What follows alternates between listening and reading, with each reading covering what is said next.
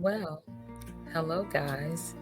Today's episode of Pink Conversations guest is none other than me, the creator of Lynie's Pink Conversations. And so I thought I would take this opportunity, since we've already had several people featured, to help you understand a little more about me and why I decided to create this segment.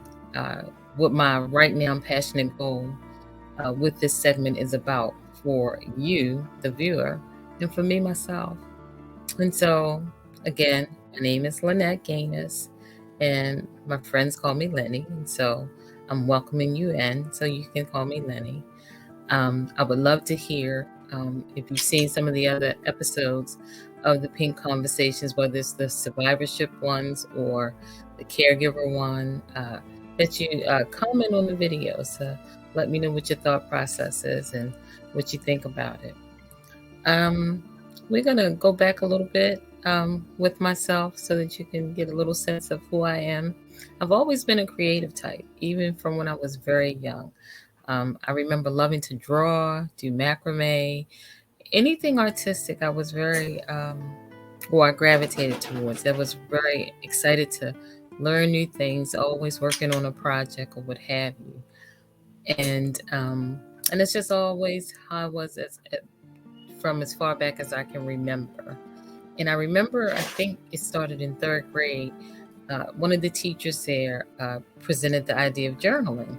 And so that started with me very early on, too. And so I've always been a journaler. I've always kept track of what's happening, what's been going on, my thoughts, my process about different things, what have you. Even though in my early background, my early childhood, um, there were some very difficult situations that I went through. I think those early situations kind of prepared me for when I was diagnosed with breast cancer in 2017. And so I think when you are a young child and young adult and you deal with sexual abuse, it tends to prepare you or arm you for anything um, negative or very heavy that you have to confront and deal with in your life. It just, when you deal with that and you come through it and you get on the other side, it just tends to put everything in perspective. And so, even though getting the diagnosis of breast cancer was very shocking to me in 2017, I still felt like, I could fight it because I've fought some very traumatic things in my life. And so when I got the diagnosis, my thing is I wanted to really, really absorb as much information as I could.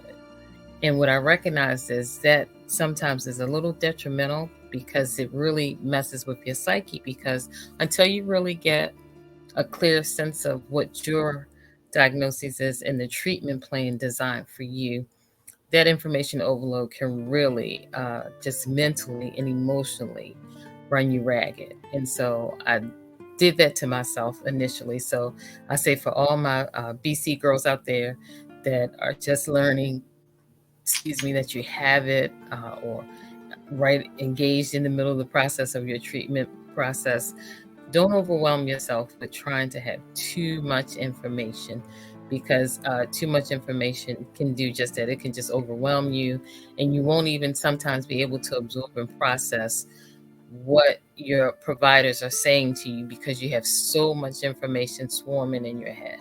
And so one of my first suggestions would be is to invite a friend or several friends to come along with you for those appointments and stuff, so that you can ask the pertinent questions that you need to ask and take notes. But then there's other people there that can take notes too, so that you can have a clearer picture of what your provider was saying. Because a lot of times, just hearing the cancer diagnosis, you're not really absorbing it all because so much information is coming at you so rapidly. And so once I got the diagnosis, got the treatment plan that was designed for my type of breast cancer and what I was going to have to do, it just became the next fight, the next battle to have to overcome. And so I did that. I was diagnosed in August of 2017. I had surgery in September of 2017. And then I think I began radiation maybe like a month or so after that. And I finished up, I think, with radiation at the end of December 2017. And then, your follow up treatment or what have you. And so, once that happened, then you go into this new world. You're in this pink bubble, and there's so many resources, organizations that you're put in touch with, support groups, and things like that. And I took advantage of that. Where I worked, had a great cancer at work support group, and that was a definite boon and boost for me. Um, I've met lasting relationships that I've gotten from that group. And so it was a very important and integral group for my treatment process. And so I would encourage anybody that if your workplace, look into the resources that your nurse navigator may know about. If your workplace has that type of situation where it's a support group that you can go to at work or whatever, just avail yourself of it, because it will benefit you in the long run. You'll hear about so many different benefits and things you might not even be aware of that you're eligible for because of the fact that you now have breast cancer. And so, and I immediately too decided I wanted to give back, and started, me and my girlfriends, and we started a little group, and we were walking the first couple of years after with the Race for the Cure with the Komen Foundation. And so we did that for several years. And then, some of my friends or family moved away. And so people still continue to support, but in a different way. And this was one of the ways that developed for me, because I felt like, for some of the quiet moments that I had when I was going through my treatment process, the different conversations that you even may have with yourself that you don't share with a girlfriend, you don't share with a family member, because sometimes they don't understand if they're not really going through the actual diagnoses and the process. They don't really understand. And so that was one of the motivations that made me decide to develop this Pink Conversations series, because then you can hear from survivors, people that can give you practical suggestions as to what they did that helped them combat some of the negative emotions that are associated when you have a disease process, and stress that comes along with having a disease process, because those are two of the, to me, big killers. And trying to combat the negative thinking sometimes when you get diagnosed. I mean, it happens because we're all human. And so you go through it. So you want to see what you can do to help combat and fight. And one of the things I found helping me to combat and fight was tapping back into that creative side of my brain that has always helped me fight in the past. Uh, Zoning in on a project has always, always been a life-saving pathway for me. It's always been a way to decompress, to compartmentalize what's going on, and to be able to really renew my inner self by being creative, be it with my hands, be it with my mind, journaling, reading poems, reading, just in so many different facets, rock painting, just any type of thing that I could think of for a particular moment in time, just to help me to deal with whatever's going on. So that's a great suggestion of mine. Tap into the creative side of your brain to help the analytical side that's now being onslaughted with so much information and so much heavy weighty stuff, and so these lighter things became a boon to me to get back into doing things that made me happy and feel good as a young person. And so those things were starting to do the same thing that they did for me when I was young. They were starting to make me feel like me again. And one of the things that happens too when you going through this type of disease process, but any disease process out there, because even though I talk about breast cancer because that's my experience, anybody experiencing a disease process tends to have ravages to their body, be it a disfigurement because of having to have surgery, or whatever the circumstances. The medications may be so harsh on your body. All of those things play with your psyche. All of those things make you feel sometimes a little less than. And so that was another reason why I decided I wanted to develop and start this segment for my BC sisters out there, to let you know you are still beautiful and you're not the sum of your parts just because maybe one of your parts is now either missing or deformed to a point, because of surgery, scarred, whatever it is, that's not the sum of who you are. And so I wanted to start this segment too, so that you could see people that have had BC embrace their beauty again. I got on. I do apologize if that was recorded because I'm recording this and did not know that my phone was this close to me. So I do apologize.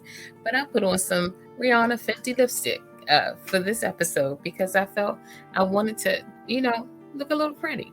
And so, you have to get back into the little things that make you feel special again, the little unique things about you that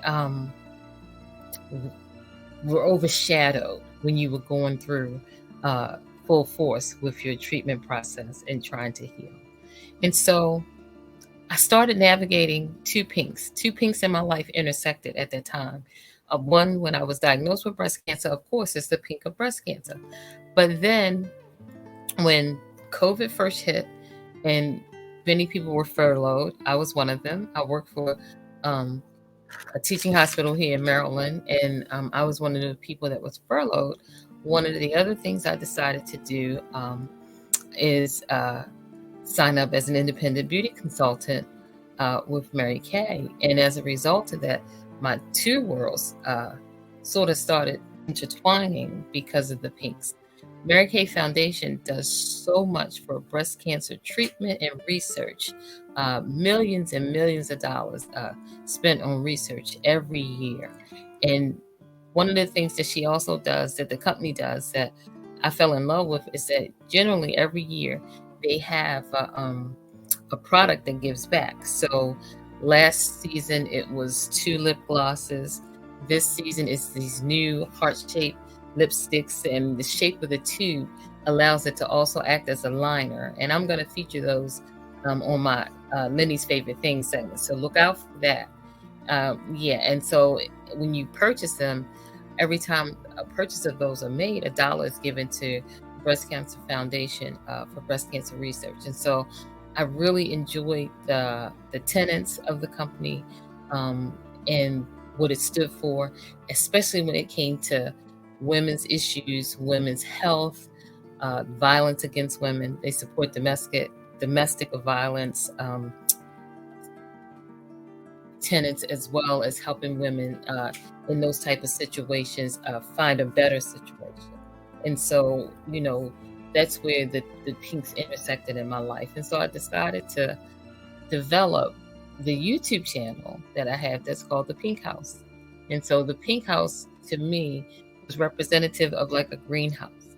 When you have vegetation, produce, plants, when you have the right ingredients, the right soil, the right temperature, and you combine all of that together, it makes some of the most healthy, lush vegetation, some of the best tasting vegetables.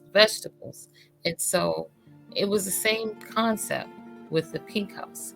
When you have the right elements in place, it would help to grow strong women, because those different experiences in our life, a disease process, trauma from past sexual abuse, those are things that can tear you down, make you feel less than, make you not feel the love that we all deserve to feel every day in our lives. And so that became a right now passionate goal of mine to reach out to all of my viewers and anybody out there that's going through a disease process, struggling with past traumas from their life, and just sort of like just looking for a hand up, not a hand out, but a hand up, somebody to sort of pick you up, give you a boost, and help you to see that you are okay, that you survive this and you'll survive that, and it's okay, And so that's what the passionate piece about this is because we may have a disease process, but we're not the disease. That's not all of who we are. It's more to me than just being a woman that has suffered breast cancer. I think I'm a little talented. I think I'm a little smart. I know I'm a little creative. And so all of those things play in to who Lynie is. And so I wanted to be able to curate some content that would help you, the viewer, see that it's more inside of you too. You're not just a disease that has ravaged your body. You're not just the trauma that you can't forget.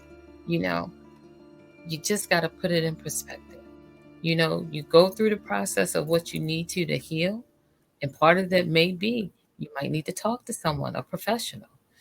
Part of it may be it's time for you to really look at it so that they can help you cope with it in a better way. Because oftentimes, especially if we're dealing with sexual traumas or whatever, we end up hurting ourselves for a number of years before we really get the help that we need to help us to understand ourselves a little better, why certain choices are made, and what's happening.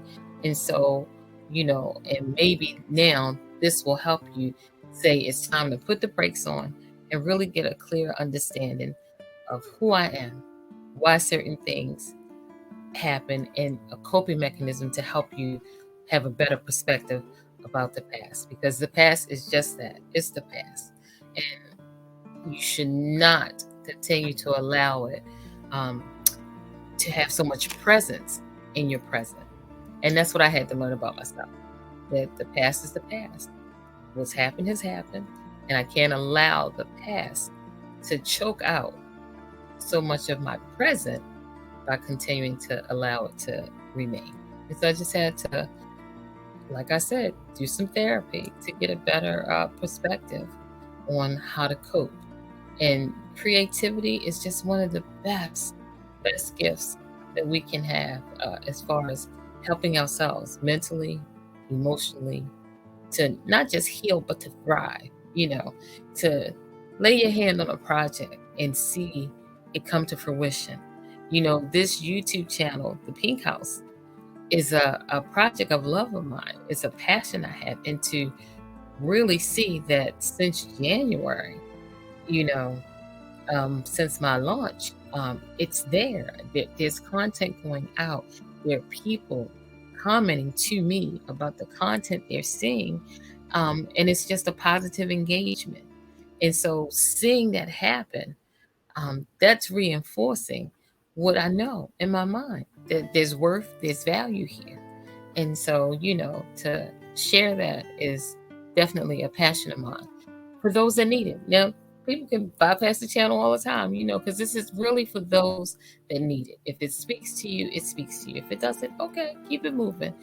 That's the way life is. But for those that need it, it's there, because like I said on my segment from last Sunday, Slow Down Sundays with Lynie, one of the things is the person that you really want to be able to build up and encourage is a person that's staring back at you in the mirror. See, because maybe they've lacked some of that encouragement, some of that building up, and sometimes we have to do it ourselves, even if we don't get it from others around us, or the expectation might not be met or what we were thinking. Do it for yourself. There's a young lady that I follow. She's a makeup artist, and her name is Jules Maven. And one of the things she always says when she's signing off, and if somebody doesn't tell you every day that you're worth it, tell yourself, because you are, and she's telling you that you're worth it. And that's critical. We have to have positive affirmations for ourselves. And that's just important to healing, to think positively, even if you got to make tough choices. I know in my healing journey, for one of my maintenance drugs that I was on, it just caused the most brutal joint pain. And I have bad joints anyway. I have bad knees. I had a fall and had surgery, and and then arthritis. And so I just really have bad knees. And so my baseline with my knees is always bad. And so the Nastrolazole medication that I was on as a post-treatment, um, or maintenance treatment rather, on my BC journey, I mean, oh, it was brutal. And they wanted you to be on it between 5 and 10 years. And so I made it 3.5. Was it 3.5? I made it 1.5 on the Nastrolazole. And then they put me on the Exemestane.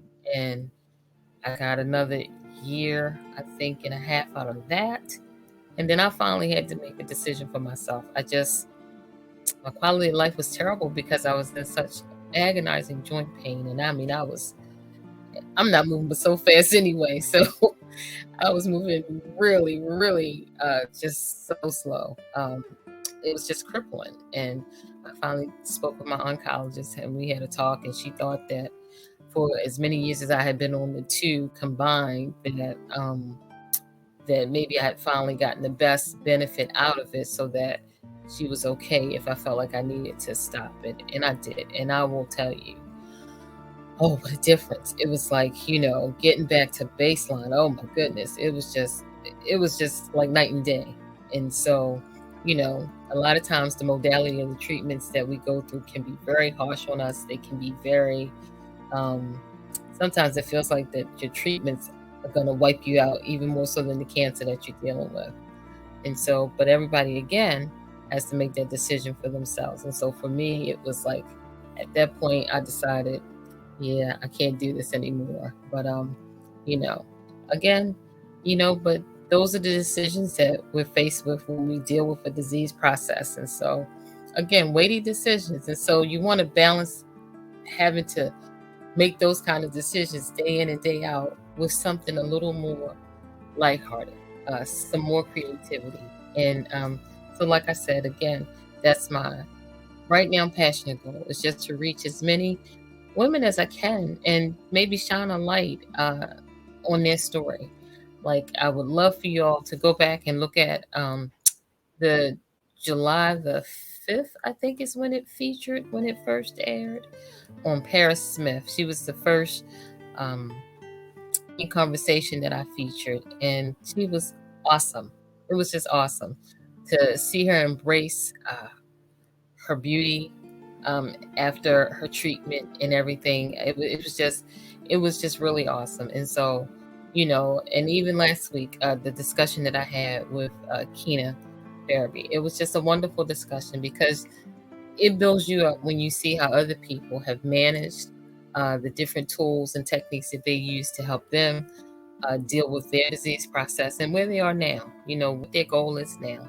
And it's a question that I ask all the ladies that I would feature. Is a question that I'm going to ask and answer myself for you today. And that is, what does survivorship look like? And so for me, today, since this is the month of August, I'm coming up on 5 years. And so that's a milestone with BC cancers. And I think maybe with any disease process, because they look at in increments. And so I'll be coming up on my 5 years in August this month. And so for me, survivorship looks like longevity. It looks like possibilities because of my YouTube channel. And each week, when I sit down and reflect about the content that I'm planning for the upcoming week or what have you, and what segments that I want to roll out or what have you, it really is endless, and that's because I have successfully conquered this situation. I didn't let it stop me. What I let it do was redefine me, because it's a me before and it's a me after. And the me before wasn't really living to my full potential, wasn't really stepping into my creativity like I used to when I was a young girl. And the me after BC, oh yeah, I'm into it. I love being creative. I love doing this, in hopes to help somebody. I'm in a Facebook group for people, women with diagnosed with breast cancer. And within that group, I have met so many different women that have shared, oh, your experience has helped me, or, thank you because your words were so comforting, and so some of those ladies I'm going to feature on the channel as well. So, it's just, it's redefined how I approach things. Um, and when you have a situation or a diagnosis like that, you tolerate very little. N- I guess the word I'm looking for is nonsense. It's like you really, because you're dealing with a life and death situation and you're making life and death decisions about yourself, you just really don't have a tolerance for nonsense. So I don't know. It's given me just a different perspective. Um, you know, I know this is not the end all be all because we live in an imperfect world. This system is imperfect, but there are things that we can still do within it to help us to have a better perspective and to be more positive. And so this is just one way that I try to be encouraging and upbuilding uh, with individuals going through this process, because a lot of times it becomes very isolating when you get that diagnosis. It's like all of a sudden, even though you know other people have it, it's like you swoop through a tunnel and it's just you in this tunnel by yourself. And so this is to help you to appreciate too. You're not alone. There, one in every 8 women get diagnosed with breast cancer, and so that's a sobering statistic. And so you're not alone.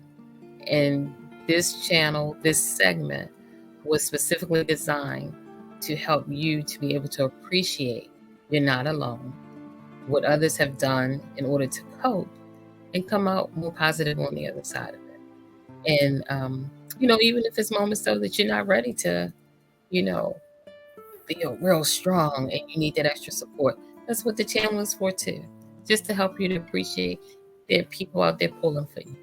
You might not have known their name before, but you know, communicate in the comments or what have you. There are people out there pulling for you, rooting for you in your fight with breast cancer or whatever your fight is, be it past traumas or what have you. Anything that's making you feel less whole or less than you, those are the things that this channel is designed to help you cope with. And on that note, I think this helps you to appreciate how I developed my right now passionate goal for my Worlds of Pink, my Pinkhouse YouTube channel, which is bit.ly/capital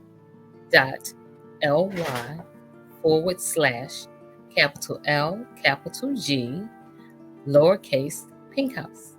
So you go there, like, comment, but most importantly, please subscribe. Yep. And then my other pink world, find me on Facebook. I'm a Mary Kay girl, Lenny's VIP. So, but it's all about the pink. That shade of pink is even though it's soft, it's strong. And that's what I love about it. It's a resilience to the shade of pink. And although these lips aren't pink, it was like a little close, a little blush hue to it or whatever. Um, from Miss Rihanna. I can't remember the name of it though. But okay, guys, I'm going to sign off now. And I appreciate you looking at this segment of Pink Conversations. And it's the lady who created the Pink Conversations, because I had a conversation too. And this was my story, sharing it with you in hopes that you'll appreciate the heart that goes into these Pink Conversations, because it comes from my heart. Yeah. And so thank you for spending this time with me. and I'll see you next week. Bye-bye.